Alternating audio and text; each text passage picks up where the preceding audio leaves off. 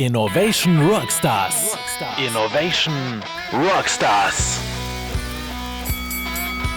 In this episode, we are joined by Cordell Hardy, PhD, Senior Vice President of Corporate R&D Operations at 3M. Hi, and welcome back to Innovation Rockstars. My name is Chris Mühlroth, and in this episode, I'm thrilled to welcome Cordell Hardy, Senior Vice President, Corporate R&D Operations at 3M. Cordell, thanks a lot for joining us. It's a pleasure having you on the show. My pleasure as well, Chris. Thank you so much. All right, and as always, we start straight away with a short 60 seconds introduction sprint. This is all about you, your career, and your current role at 3M. So, for the next 60 seconds, the stage is all yours. Let's go. Sure. Well, I am Cordell Hardy, and I've been at 3M for just about 20 years now, all in different technical capacities, first as an individual contributor, and then as a manager, and now as a senior executive. My group provides a range of functions. We'll get into that all over the world, 40 plus countries, and I am sort of dyed in the red 3M-er. I've only worked at 3M my entire career, married 4 kids, and have been in the state of Minnesota for all of that time. All right, that was on spot. All right, next up, just to get to know you just a little bit better, I do have 3 sentence starters for you, and I would like to ask you to complete those sentences. Let's see what happens. Number 1 goes like this.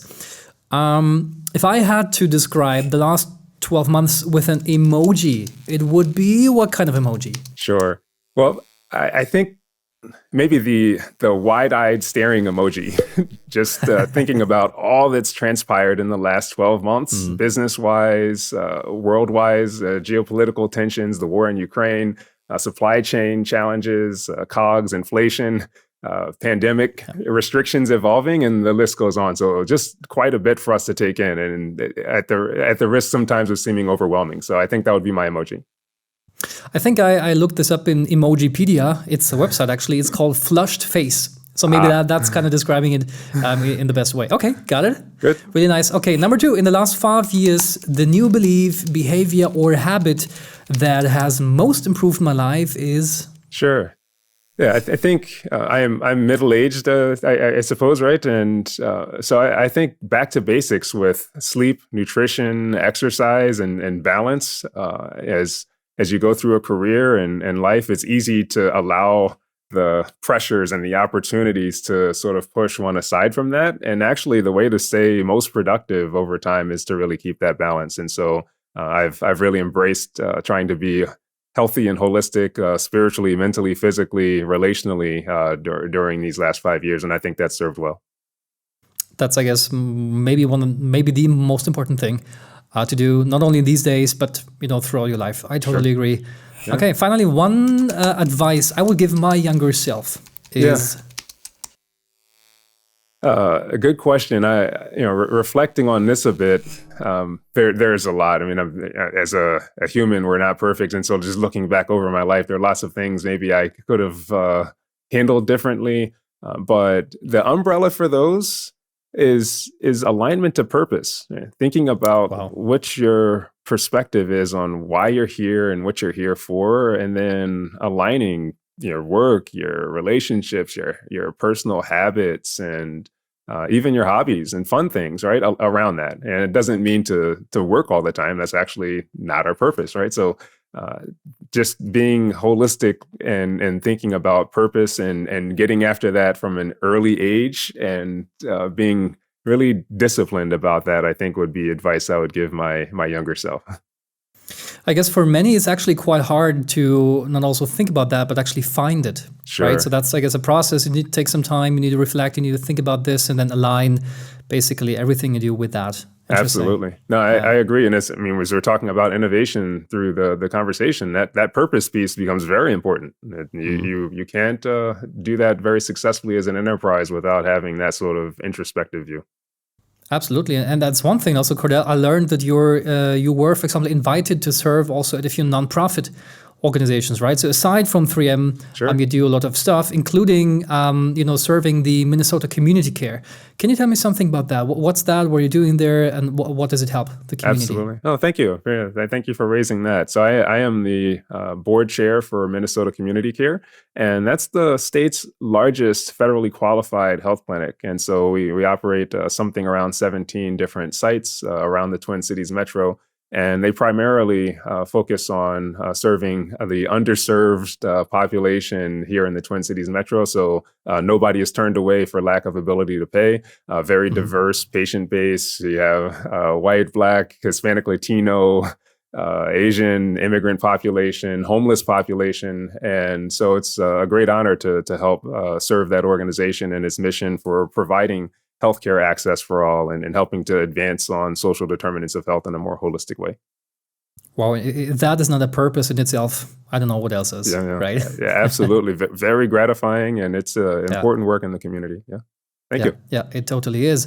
And now looking a bit at 3M, originally called the Minnesota Mining and Manufacturing Company, it was founded back in 19-something, I guess 1902. And as of today, it produces a whopping number of more than, I guess, 60,000 products or something under several brands. So that's amazing. And of course, throughout that time, 3M has had to reinvent itself over and over again. And as a senior vice president for corporate R&D operations, as I learned, you are responsible for leading a both geographically but also functionally diverse group, a technical organization supporting business groups around the world within 3M. So what exactly is that organization responsible for? Sure. So maybe just to echo some of your comments about how 3M is formatted. So we report externally as 4 different business groups, and those business organizations each have a group president, and they have end-to-end responsibility for strategic planning and marketing, sales, operations, R&D, and they operate globally. That arrangement was, or configuration or operating model for the company was deployed at the beginning of 2020. And with that, there's a need for the sort of enterprise infrastructural technical support around the world as well, wherever we operate. Regulatory compliance, for example, that's an enterprise concern, not just one business, right? If you need to do analytical lab work or pilot scale up, or if you want to go into a digital studio and make a video demoing a product, you don't want each of those businesses to have to replicate all of that structure around the world. So R&D operations, our organization, is responsible for providing that sort of umbrella enterprise technical capability. And so we operate, as you mentioned, in a very geographically diverse setting, and we have a range of functions, including some of the ones I just mentioned, as well as external connections, university relations, the HR technical partnership to make sure that our succession planning and talent visibility is done according to plan, and a range of other things. So it's a fairly large and diverse organization. And how many people work in that organization, just roughly? Yeah, it's several hundred. So yeah, wow, that's massive. Yeah. Very cool. And, addressing that, and more specifically also R&D and innovation, which is one of the core talking points today. What we see is that, I don't know how you think about this, but many companies branding themselves as innovative, including, of course, 3M. But I'm always wondering, what does that mean, practically? Do you, for example, think the word is at risk of maybe being overused or at some point in time also commoditized? Yeah, Chris, it's a really good question. And absolutely, at least the risk is there, right? If you think about a claim to being innovative and going maybe beyond the dictionary definition of being original and creative and thinking, if you're thinking about a firm, it's original and creative in provision of solutions and new products and ideas that actually impact the marketplace. And as soon as you start to do that, there's a benefit in making that claim, right? It's good for retention. It's good for recruiting employees.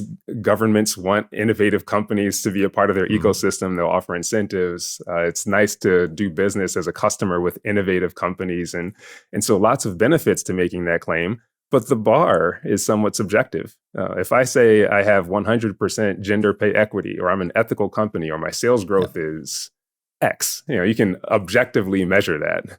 but what's the objective measure for being innovative? It's less so. And so because there's a large benefit to being seen and branded as innovative, and there's a subjective bar, and it's the low barrier to entry to making the claim, then there is absolutely that risk of the meaning of the word, the benefit of that being diluted over time. So there are surveys and lists for larger companies. BCG has a very popular one, so most innovative companies. And so for larger firms, for sure, if you're making claims like that, you expect to see some external recognition of it. But I think, as much as we can in industry to try to protect the value of the claim of being an innovative firm, it's to our benefit. Right, and I think building on that, the urge to innovate, to do innovation is not new, right? I mean, every organization probably at some point in time was built on innovative products or doing something new, better, and more valuable for community, for companies, whatever.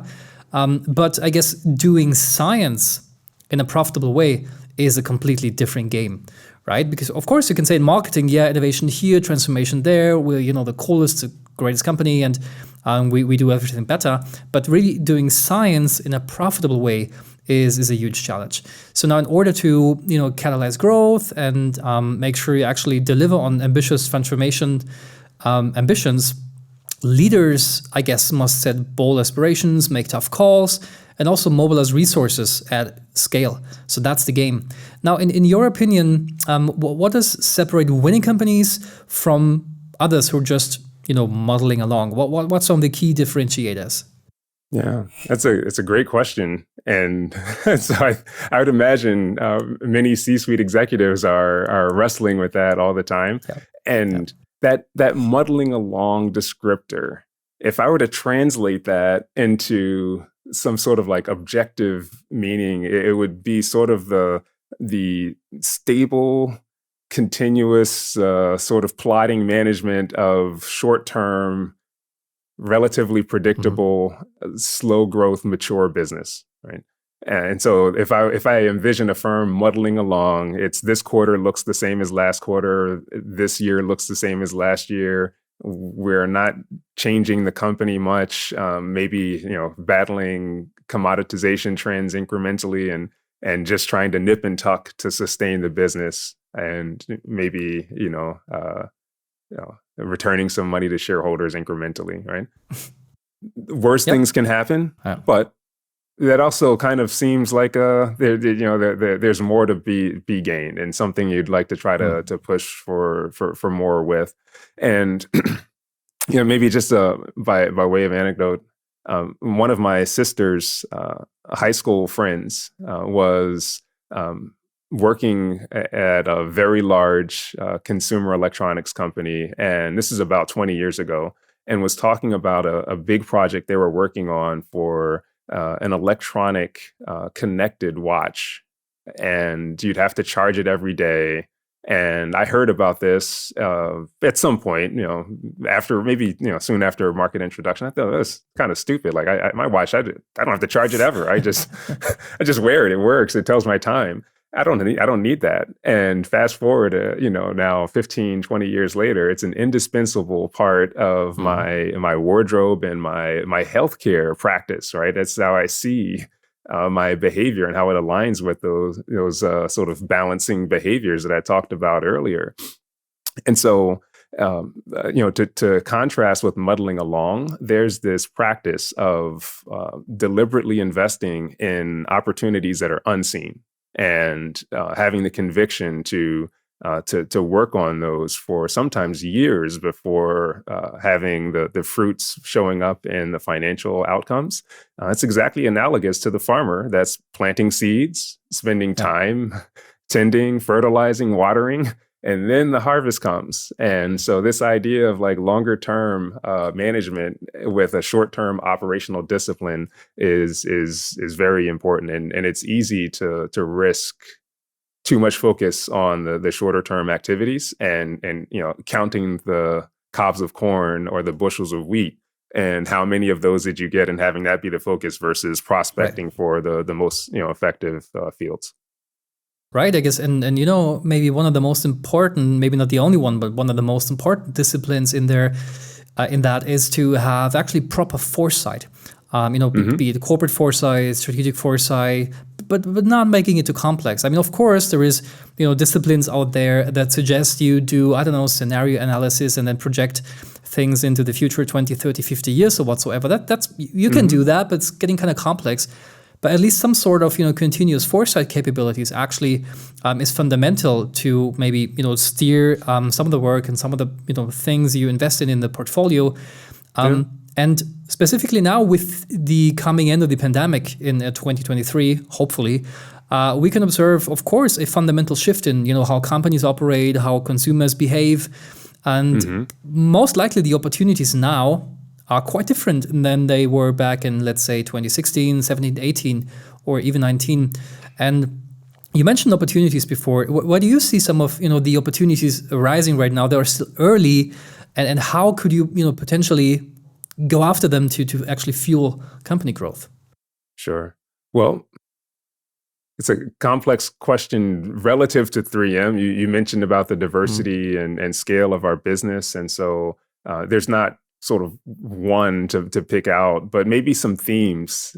And some of these are not even new, but maybe they're new angles that we and others will want to take on those. So sustainability is absolutely a headliner. And what that means has evolved. It's gone from maybe we've incorporated 10% recycled content into this plastic widget that we're selling, right? And that's nice. It's not a bad thing to do, but is that going to move the market? No. So if you fundamentally take out process steps that are waste generative or help your customers to be better in terms of their environmental footprint one way or another.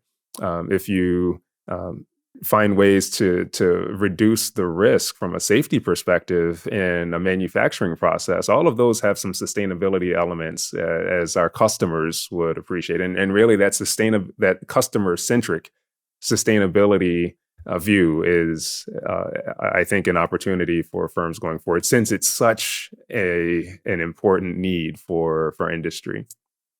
Beyond that, personalization is important, and the ability to design manufacturing and supply chain configurations that allow for endpoint and user customization in an enhanced way is great. And we see some large companies having real success with that, whether from a delivery perspective or actually product design. You go online and design your consumer good with features that are personalized to you. That's difficult then to go and design and produce and deliver profitably with legacy, make large volume, single design supply chains. So automation, whether digital or actual process, to reduce the labor intensity and to allow for higher throughput, less variability in productivity. And then healthcare outcomes, including social determinants of health and preventative care, as well as in combining digitization and digital transformation with health solutions, whether to help make it easier for practitioners to interact with patients more effectively and spend less time on the back office documentation, or in enhancing patient outcomes with technology. And we see lots of examples of that as well. Yeah, and I think this is, of course, most likely making tremendous impact on the portfolio composition you have in terms of R&D investments, innovation investments, and the like. And I would like to go deeper on that. But before we do that, I actually wanted to play a quick game. Sure. Really fast, really short on point. The game is called Either Or. It's really simple. So this is how it works. I want to give you two options, option A, option B. You choose one, and then spend maybe 1 or 2 sentences each to briefly explain your choice. Let's see where we go. Number 1. Let's see. Your personal advice to any organization that is actually just about to start to build a more structured approach to R&D and innovation. Believe it or not, these companies exist. So would you say, let them either focus on prioritizing the R&D portfolio towards more disruptive products first to really make an impact, or on rather improving existing products and services first? I'm just based on the question as you asked it, right? I would say B. And and if you don't have a strong base, you can't sustain funds to go and be disruptive. So very good. Make sure you have a nice, strong, robust business. Yeah, very good. That's a very good answer, actually. Most would probably chose disruptive, but maybe at that point in time, the risk is too high. So I totally agree. Yeah. Number 2, would you rather focus on developing artificial intelligence for automation or for augmenting human capabilities, if you had to choose one? If I had to choose one, yeah,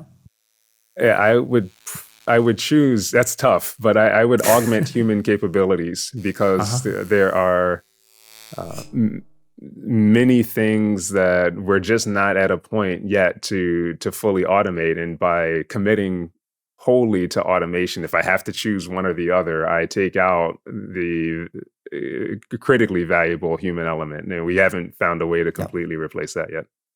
Yeah. That's great. Okay, and now number 3. Toughest question. Sure. Would you rather to be able to speak any language fluently or able to play any musical instrument? Oh, any language. That's easy. That's not even tough. Hands down. So I love music, but if you can imagine the barriers that you would completely eradicate by being able to communicate broadly across all populations, that's sign me up. Let me take that pill. Amazing. Yeah, I totally agree, by the way. Yeah. Okay.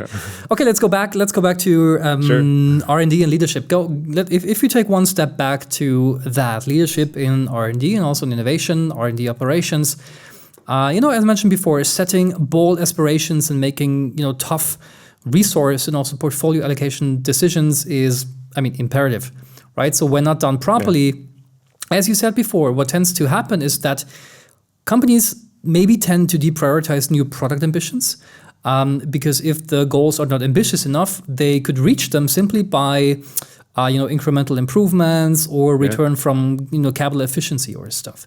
So, but then over the years, the tendency is high to actually end up with a highly commoditized portfolio. So is there maybe a good way how to organizations can actually achieve the right balance? That's a good question, and lots of books written on this topic as well. And thinking about Adrian Slavotsky and How to Grow When Markets Don't, or The Innovator's Dilemma. We had a chance to, as a leadership team, to hear from John Moeller, the CEO of Procter & Gamble, and as they were going through some of their transformative developments in recent years. One of the things that was shared was that top line growth without bottom line benefit is a waste of time. But bottom line growth without top line is just a matter of time.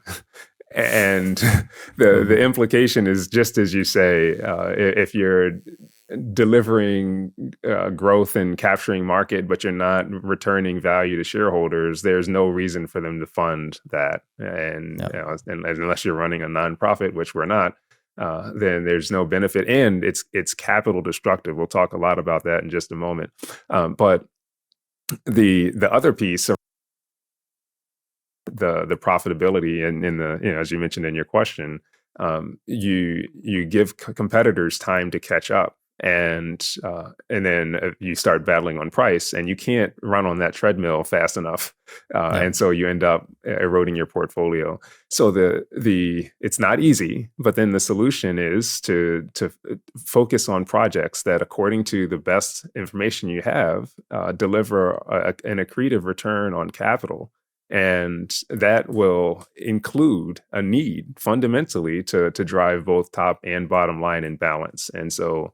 That's a third metric to really make sure is in view, is the long-term implications of today's short-term decisions. And that's most logically captured. And it's the way that investors who are very powerful in thinking about capital allocation from a market's perspective tend to view firms as they decide where to invest.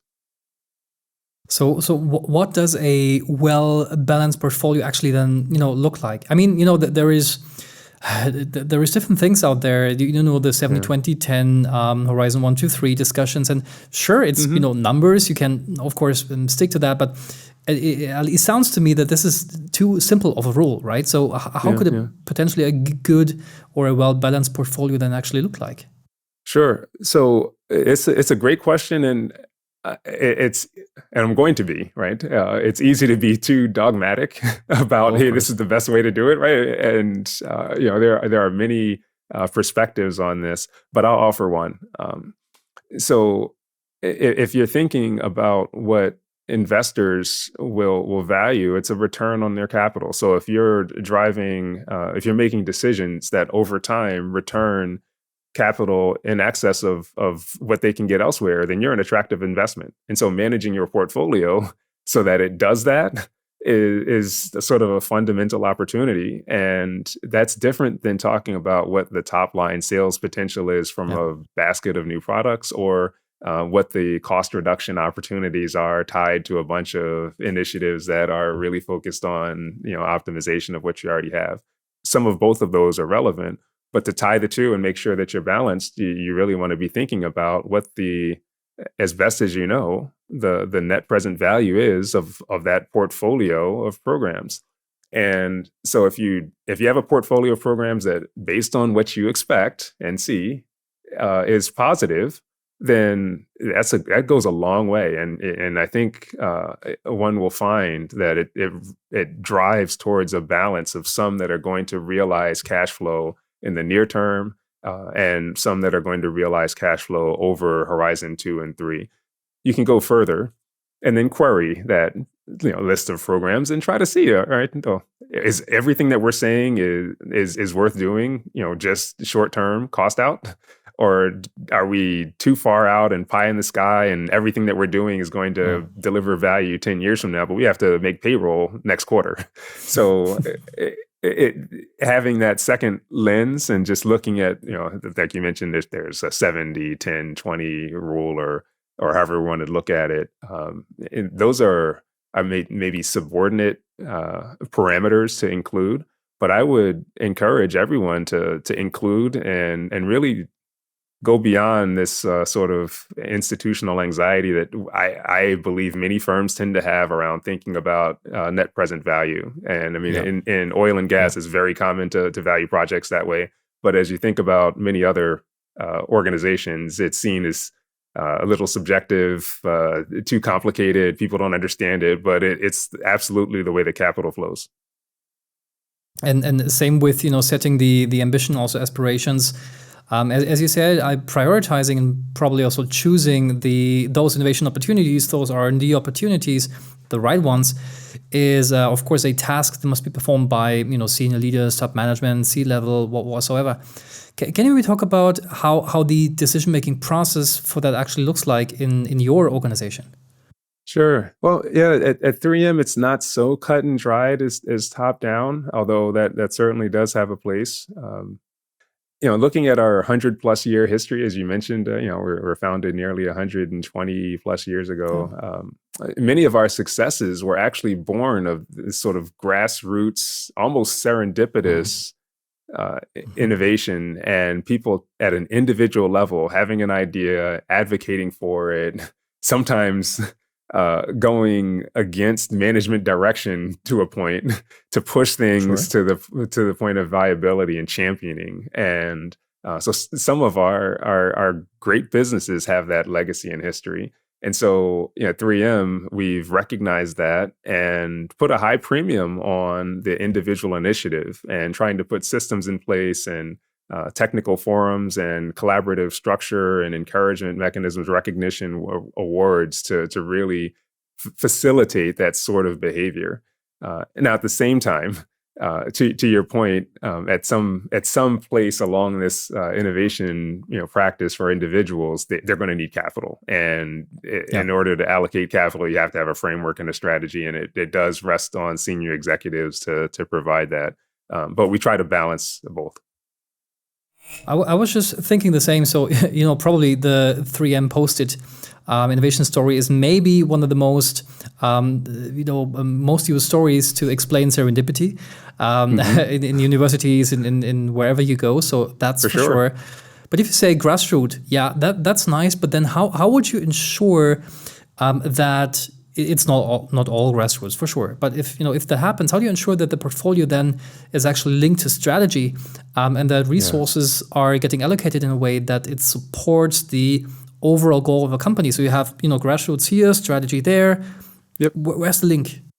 Sure. So it's not perfectly clean, to be candid. I mean, there are things that there's inefficiencies that we try to always work through, but one is transparency about the strategy. So, for example, I can know upfront that if I were to come up with a new manufacturing process for making paper towels and go and try to champion that, I'm wasting my time. That's not our business, right? I mean, we can know things that we do and don't do. We don't manufacture semiconductors. So if I were to come to my manager and say, hey, I think there's a better manufacturing process for making semiconductors, it's hugely capital intensive, and there are others who are very well established. So as an innovator, it makes sense to try to align to previously communicated strategic direction. So that's one of the things that you get some parameters around where it makes sense to try to be creative. So that's one. There are top-down prioritized programs as well as platforms. So I think the idea of platforms is important at 3M. Automotive electrification, for example, is a platform for us. And you could be thinking about powertrain or display or thermal management. And so that gives everybody a space where if you're going to come forward with an idea that hasn't been put on a roadmap, at least there's a general interest. We're connected to the customers in the channel, and we have a manufacturing investment outlook. Biopharma, and purification, wound care, healthcare, so we know spaces. And so that is one of the areas for senior leaders to help to be clear about prioritized markets and platforms that are getting investment. And then we can try to align to that as creatives. And thinking about those platforms and also those opportunities, can you maybe also talk about some of the most pressing challenges, opportunities you're facing, maybe even any, Horizon 2, Horizon 3 topics that the organization is particularly focused on right now? Sure. Well, for one I just mentioned, automotive electrification is very relevant. It's a great business. It's aligned to significant trends in the market, and there are many different areas of automotive electrification that are relevant and dependent potentially on 3M proprietary technology. So that's certainly one.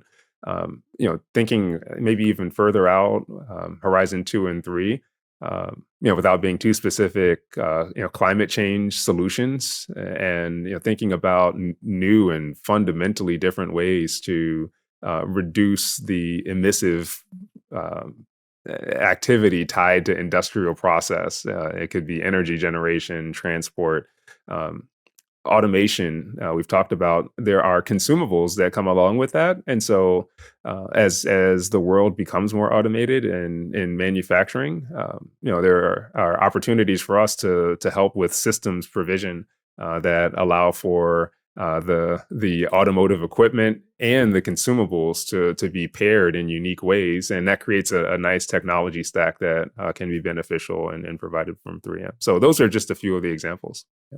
Yeah, that sounds like a tremendous opportunity. And Cordell, time flies by. I would have so many more questions, but we're getting close to closing this episode with you. But before, I have two more questions to you. Number one is if we were to summarize something and provide some key actionable recommendations for the listeners of this episode, what would be your top three recommendations to take away? Sure. Well, building on your either or, I think maybe starting with the mirror.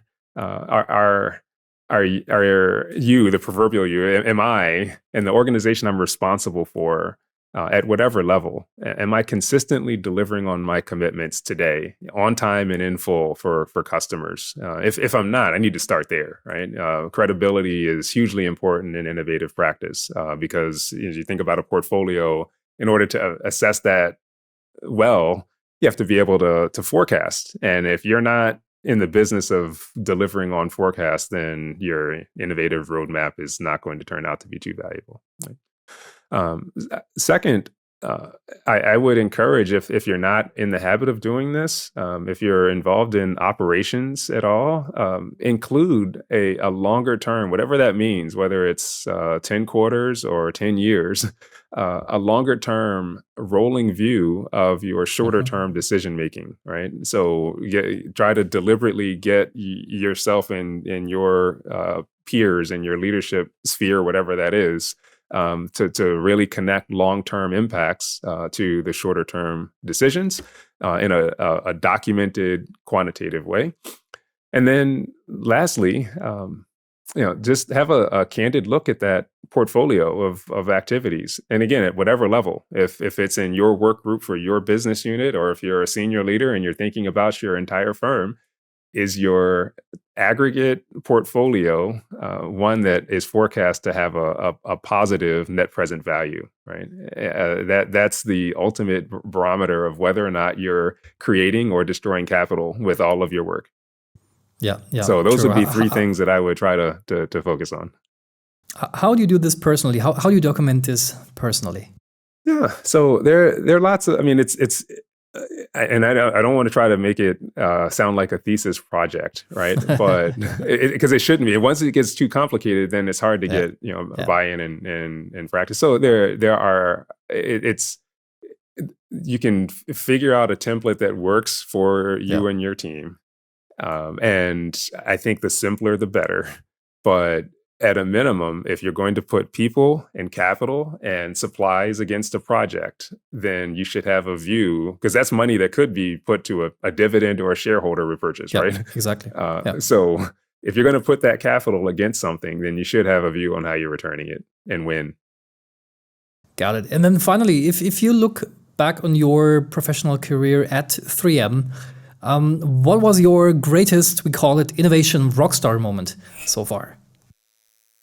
Fair question. I've been blessed to work with amazing team members all around the world and to touch programs as a manager that have impacted many millions of lives. Just to think about one, for example, in the pandemic, 3M provided billions of respirators. And so you think about the scale of life impact with just that. So as a manager, when working with many teams through a career, I feel a little awkward in pulling out one of their contributions and highlighting it as my innovation rockstar moment, because I'm hopefully facilitating, connecting, influencing, but they're doing some great work. And so I've been very fortunate in that regard to work with great people. Personally, then, just from a personal creative perspective, where I wanted, maybe take some ownership and celebrate, it was actually my very first commercialization program where I was in the consumer business and I had a chance to actually propose and do that exact thing we talked about, this sort of grassroots connection and work with a marketer, define claims, go back and forth to Mexico, scaling up a new process, file and help to prosecute a patent with our IP attorneys, the whole range of commercialization leadership at a very early stage in my career.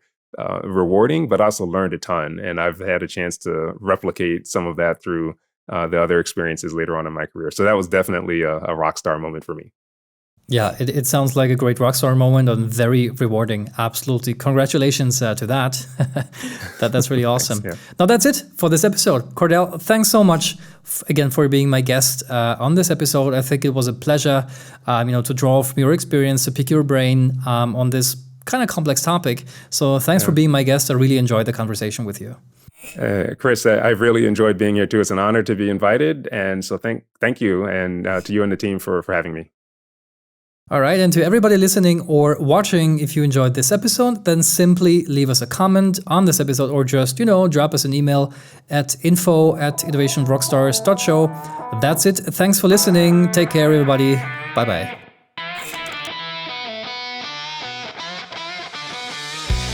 That was innovation rockstar Cordell Hardy from 3M about navigating the balance of ambition and returns in global R&D. If you would like to give us feedback on this episode, just shoot us a note at info@innovationrockstars.show. For more inspiring innovation stories, visit our website at www.innovationrockstars.show or browse through our Innovation Rockstars channel on all major podcast platforms.